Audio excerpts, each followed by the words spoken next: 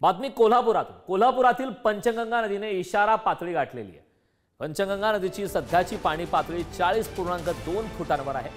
धोका पातळी ओलांडण्यासाठी 4 फूट बाकी आहे। राधानगरी धरणाचे 3 स्वयंचलित दरवाजे उघडण्यात आले तर 4 दरवाजे अद्याप बंद आहेत। कोल्हापुरातील पंचगंगा नदीची ज्या ठिकाणी संगम होतो त्या प्रयाग चिखली इथं सुद्धा पाण्याची पातळी वाढली आहे। सध्या पावसाचा जोर कालच्या तुलनेत काहीसा कमी झाला असला तरी धरणांमधून मात्र विसर्ग सुरू असल्याने पाणी पातळीमध्ये वाढ सुरूच आहे। कोल्हापुरातील पंचगंगा नदीने इशारा पातळी गाठलेली आहे। कोल्हापुरातली आपण हे दृश्य पाहतोय। पंचगंगा नदीची सध्याची पाणी पातळी ही 40.2 फुटांवर आहे। मोठ्या प्रमाणात पावसानंतरची आपण ही कोल्हापुरातील परिस्थिती पाहतोय। पंचगंगा नदीची सध्याची पाणी पातळी ही 40.2 फुटांवर पोहोचली।